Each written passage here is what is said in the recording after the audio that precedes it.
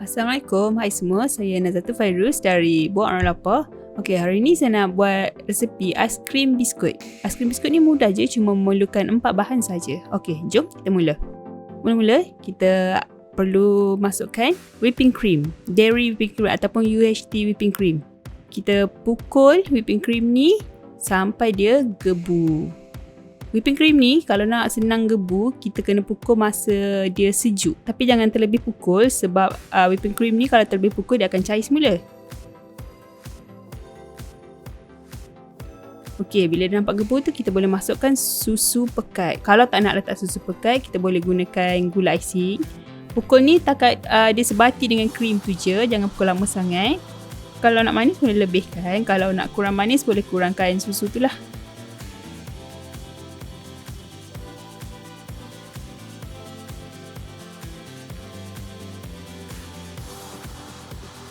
Okey, kita ketepikan dulu. Kemudian kita sediakan loyang yang beralaskan dengan baking paper. Lepas tu kita susun biskut pada seluruhan permukaan loyang ni. Lepas tu kita letak sedikit whipping cream. Whipping cream ni kita cuma salutkan biskut tu sikit je. Lepas ni kita akan tambah lagi. Lepas tu kita layerkan dengan buah mangga. Buah ni ikut kesukaan masing-masing lah. Nak guna buah apa-apa pun. Lepas tu kita tambah lagi whipping cream ni. Kita penuhkan atas mangga tadi.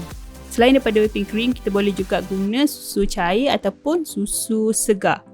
Tapi kalau guna susu cair atau susu segar ni, kita perlu tambahkan overlap. Overlap ni tujuan dia untuk menggebukan lagi susu tadi. Lepas tu kita layarkan semula dengan biskut dan ambil lagi whipping cream tadi, sapu lagi atas biskut tadi.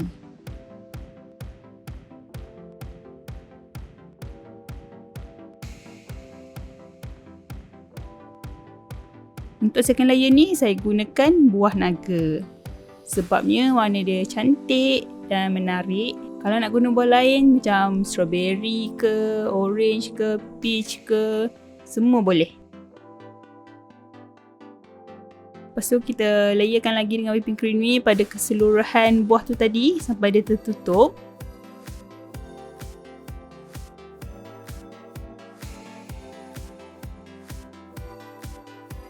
Lepas tu untuk lapisan terakhir kita masukkan lagi biskut.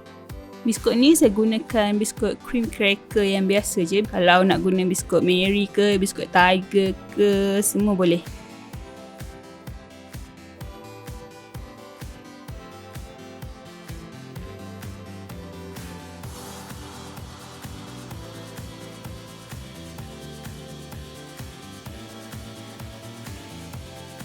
Lepas tu kita masukkan semua balance whipping cream yang ada tadi. By the way, loyang yang saya gunakan ni bersaiz 3/8 inci. Kalau nak guna saiz lain pun boleh.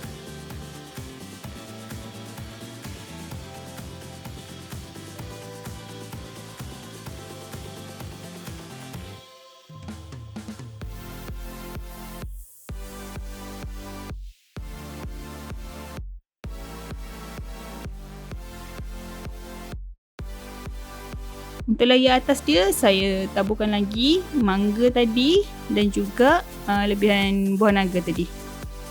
Kalau nak letak benda lain pun boleh, macam coklat ke, kacang ke, ataupun buah-buahan ni kita boleh buat puree. Kita boleh ratakan atas tu, lagi cantik.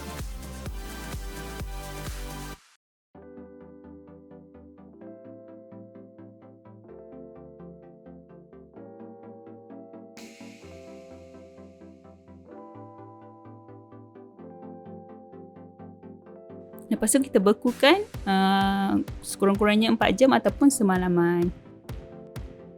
So ini dah next day, dah keras dah saya punya aiskrim.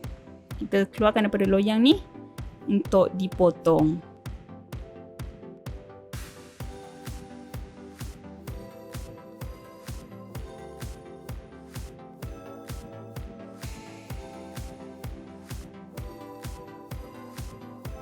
Yang ni saya tambahkan layer coklat ke atas dia untuk menambahkan lagi kesedapan aiskrim ni.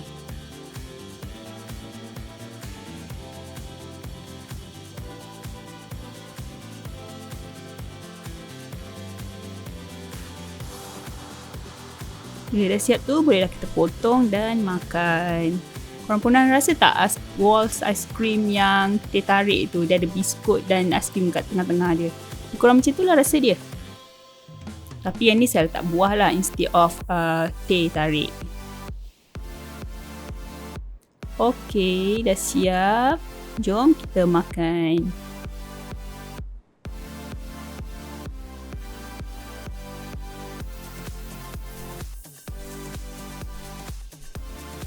Selamat mencuba.